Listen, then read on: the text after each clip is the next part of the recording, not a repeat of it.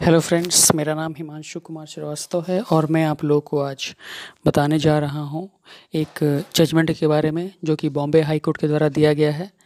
इस जजमेंट में एप्लीकांट हैं Dhananjay Mohan Chaumbidi and others versus Prachi respondent, यानी कि जो एप्लीकांट है वो हस्बैंड है और उसके रिश्तेदार वगैरह, और जो रिस्पोंडेंट है वो उनकी पत्नी है। यहाँ पे फ्रेंड्स इस केस में क्या हुआ कि इस केस में जो बॉम्बे हाई कोर्ट है उसने डीबी एक्ट के पिटिशन को खारिज कर दिया, उसको क्वाश कर दिया। जानते हैं कैसे? यहाँ पे जब ये पिटिशन फाइल हुआ बॉम्बे हाई कोर्ट में क्वाशिंग के लिए, तो ओपोनेंट के जो लॉयर थे उन्होंने सबसे पहले ये बात उठाया कि ये जो पिटिशन है वो सेक्शन 482 के अंतर्गत में इंटरटेन नहीं किया जा सकता, और उन्होंने एक जजमेंट का रेफरेंस भी दिया। उन्होंने क्या ऑब्जेक्शन लगाया कि ये जो केस है ये एक सिविल नेचर का केस है और इसको इंटरटेन नहीं किया जा सकता है सेक्शन 482 ऑफ द सीआरपीसी के अंतर्गत में, क्योंकि ये एक सिविल नेचर का केस है। जहाँ से उन्होंने इस जजमेंट का रेफरेंस दिया था, उस जजमेंट का नाम है Kachmanti versus Lakshmi Narayan AIR 2022 SC 2932। इसमें उन्होंने बताया कि भाई ये एक सिविल नेचर का केस है तो इसमें हम ट्रीट नहीं कर सकते इस पिटिशन को।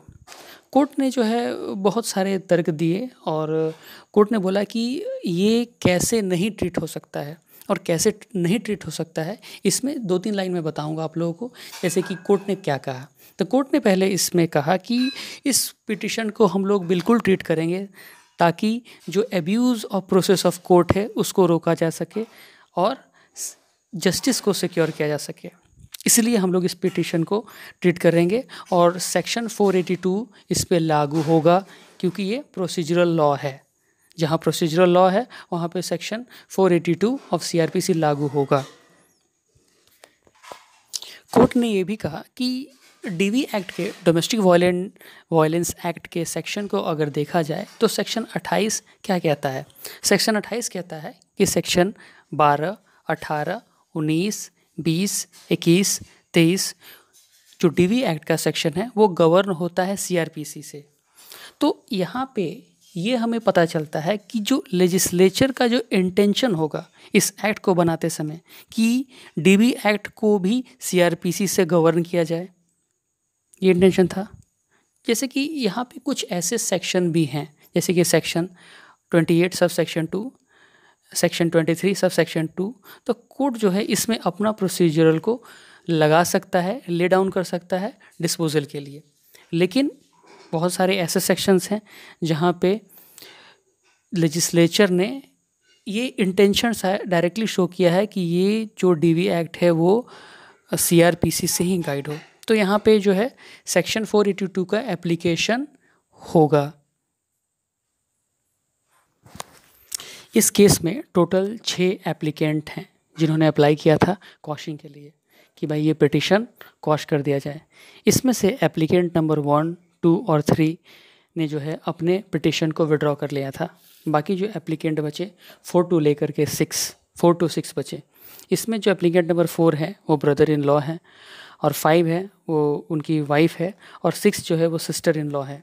यहाँ पे ये जो सारे लोग हैं वो एक साथ नहीं रहते हैं, जॉइंट फैमिली में नहीं रहते हैं। तो रिस्पोंडेंट के लॉयर कुछ बोलते हैं यहाँ पे। रिस्पोंडेंट के जो लॉयर बोलते हैं कि एक साथ रहते हैं कि नहीं वो ट्रायल का मैटर है। यानी कि वो कहना चाहते हैं कि भैया अगर वो लोग एक साथ रहते भी हैं या नहीं रहते हैं ये सब ट्रायल में देखा जाएगा, ये अभी स्टेज नहीं है इसको देखने का।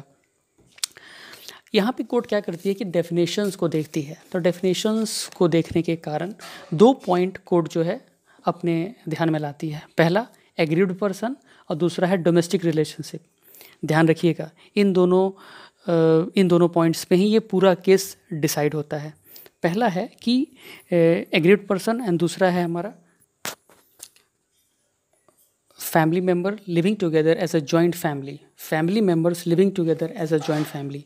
ऐसा इस वर्ड पे डोमेस्टिक वायलेंस एक्ट के इस इस वर्ड पे हमें ज़्यादा ध्यान देना है, क्योंकि इसी वर्ड से जो है पूरा क्वेश्चन डिसाइड हो जाएगा। ये डेफिनेशन क्या कहता है? Domestic relationship between agreed person and respondent is sine qua non, sine qua non without which not, sine qua non without which not.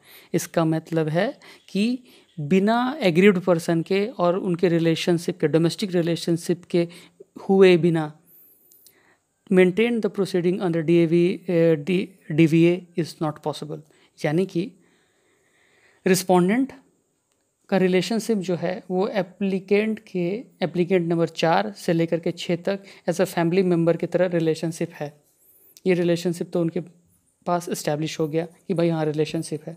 दूसरा क्या है कि डोमेस्टिक रिलेशनशिप के लिए फैमिली मेम्बर का एक साथ रहना, यहाँ पे जो एप्लीकेंट है, एप्लीकेंट नंबर 4, 5 और 6, वो एज अ फैमिली मेम्बर के साथ एक साथ कभी रहे ही नहीं।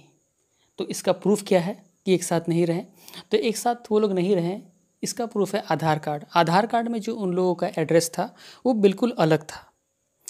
तो ये एक डॉक्यूमेंट्री एविडेंस है, और कंप्लेंट पिटिशन में does not show pleading that these applicants live together. और एक तो एविडेंस यहाँ से मिल गया कि आधार कार्ड से कि वही एक साथ वो नहीं रहते हैं, और दूसरा जो कंप्लेंट पिटिशन में जो कि कंप्लेनेंट ने फाइल किया था लोअर कोर्ट में, उसमें ऐसा कहीं दिखा ही नहीं है कि भाई वो लोग एक साथ रहते थे। यानी कि कंप्लेंट पिटिशन में दिखा नहीं है, यानी उसमें लिखा ही नहीं गया है कि वे लोग एक साथ में रहते थे। जो एप्लीकेशन है डेफिनेशन का, domestic relationship with the respondent, वो इस्टेब्लिश ही नहीं हो पाया कि भाई उनके साथ उनका रिलेशंस था। इसलिए कोर्ट ने डिसाइड किया कि